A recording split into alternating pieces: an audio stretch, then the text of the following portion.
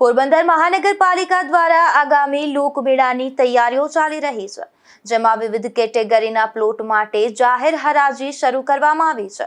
ત્યારે પ્રથમ દિવસે મોટી અને નાની ચકડોળ સહિતના પ્લોટની હરાજીમાં મહાનગરપાલિકાને રૂપિયા 1.54 કરોડ આવક થઈ હોવાનું જાણવા મળ્યું છે।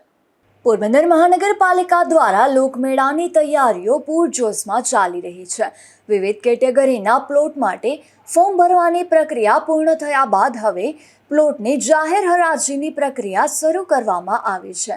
જાહેર હરાજીના પ્રથમ દિવસે મોટી અને નાની ચકડોળ સહિતના પ્લોટ માટે બોલી લગાવવામાં આવી હતી। ચકડોળના પ્લોટની હરાજી ઉપરાંત અન્ય વિવિધ કેટેગરીના પ્લોટની હરાજી પણ યોજાઈ હતી।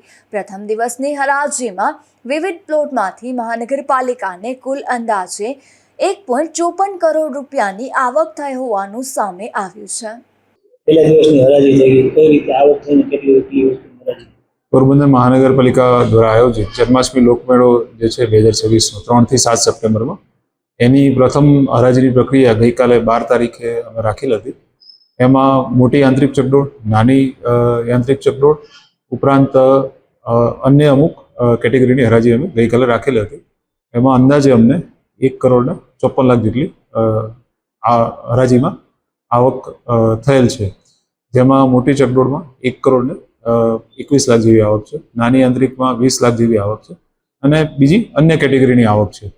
એમ થતાં ગઈકાલે હરાજીની પ્રક્રિયા પૂર્ણ કરેલ હતી। આજે પણ હરાજીની પ્રક્રિયા ચાલુ છે અને અંદાજિત 17 તારીખ સુધીમાં તમામ હરાજીની પ્રક્રિયા અમે પૂર્ણ કરીશું। પ્રથમ દિવસની હરાજી પૂર્ણ થયા બાદ બીજા દિવસે પણ અન્ય કેટેગરીના પ્લોટ માટે જાહેર હરાજી યોજાઈ હતી। લોકમેળાને લઈને હવે પ્લોટ ફાળવણીની પ્રક્રિયા આગળ વધતા આયોજનની તૈયારીઓ વધુ તેજ બની છે। નિપુલ પોપટ સાથે અશોક થાનકી, ગુજરાત ન્યૂઝ, પોરબંદર।